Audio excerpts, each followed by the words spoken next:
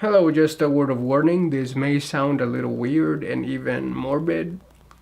You may be offended. I'm going to make a case for why Christians should support abortion, and you should not object until you've listened to my point, because that is how logic works. For the sake of the argument, we're going in with the assumption that that thing growing inside of a woman is a human being with a soul since conception. Why? Well, because that's why Christians are against killing it, right? If they don't believe that, then there really is no issue with it. If the baby has no soul until birth, then it might as well be a tapeworm or a tumor, just some soulless living organism living inside of you, feeding on you and making you sick. I said we're assuming the fetus does have a soul. Calm down. Here's the thing, when you prevent an abortion, what you're actually doing is bringing into this world an unwanted child. This world is hard enough and you want to give this little human being a handicap?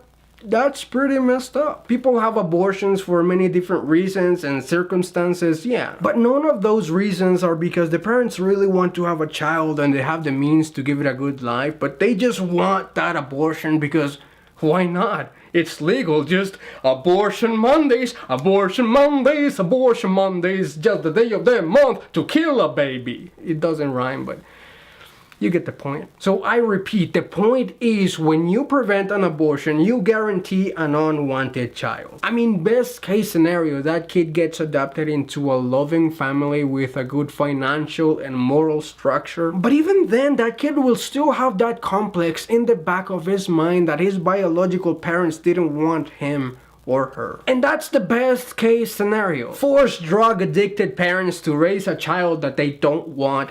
How is that gonna turn out? Or not even drug addicted, just immature kids having kids. Kids are not equipped to raise kids. Many older adults are not equipped to raise kids. And no, child services doesn't always take kids away from these environments. And even when they do, it's often very late. And even when they do, what is the hope for that child? Ending up in a good home is a lottery and the odds are against the kid. And that's if it ends up in a permanent home at all and not just stuck in the foster care system or an orphanage. Do orphanages still exist? I only ever see them in movies. My point is, kids that would have been aborted are quite likely to have a very hard life. But at least they have a life. That's what it's all about, life. Well, that's pretty evil of you. I'm assuming you believe that if you don't become a Christian, you go to hell. So let me get this straight. You want this kid to be born just so that he has the chance to go to hell. We all have free will. It's up to that kid to decide what he wants to do with his soul. But is it though? Maybe he won't turn to drugs. Maybe he won't turn to crime. Maybe he will be the nicest person to ever live. And even then, after overcoming all of his struggles, he might just end up choosing the wrong religion and end up in hell just because you decided that it was wrong for his parents to abort him? There are over 200 religions practiced just in the United States, and that's not counting all the different Christian denominations, and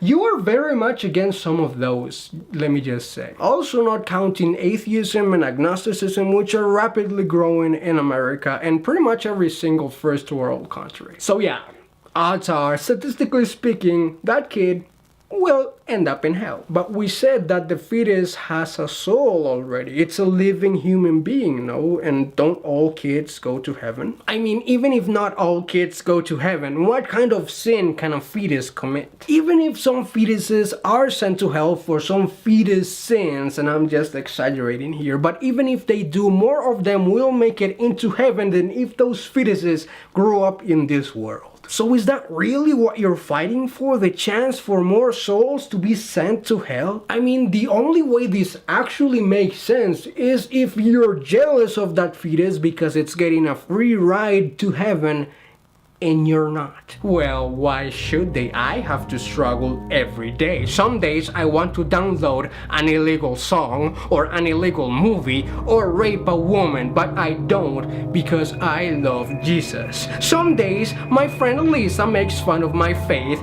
and I want to stab her to death, but I don't because Jesus is my rock. I gave my life to God so that my name is written in the book of life, and it's not fair that some stupid little fetus will have his name just written on there simply because his mother was a whore and decided to murder him.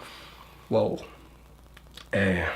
Just kidding. I love everyone. It's just about life. I will pray for those kids and I hope they come to Christ, but I just cannot support murder, and abortion is murder. This is just about the sanctity of life. Oh, is it now? Let's just for a second forget that. You don't really seem to care that much for the well-being of these kids and their soul after they're actually born. Let's forget about that. Do you actually care about life, the life of others? Okay, maybe you do. I don't want to make assumptions here. But if you're pro-life and you're against any sort of universal health care, you're not really for life. If you're pro-life and you don't want any more refugees to come into your country, you're not really for life. If you want immigrants that are in your country to be kicked out of it, you are not for life. If you've ever protested abortion clinics but you've never volunteered to feed the homeless, your heart is not in the right place. You can't be so selective about the lives you care about and when you care about them and then claim that you care about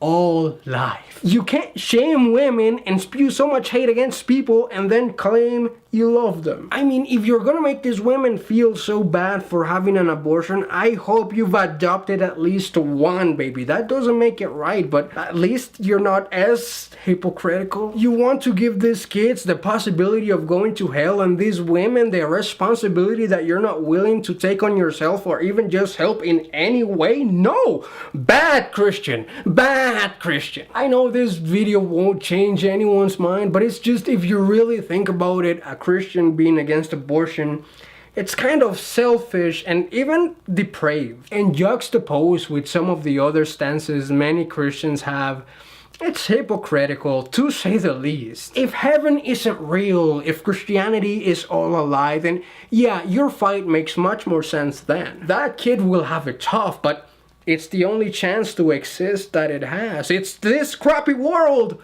or nothing. But if heaven is real, then holy crap, I'd take a free ticket to heaven any day. And you want to take that away from a fetus? Shame on you. Shame on you. Just something to think about. See you later, crocodile.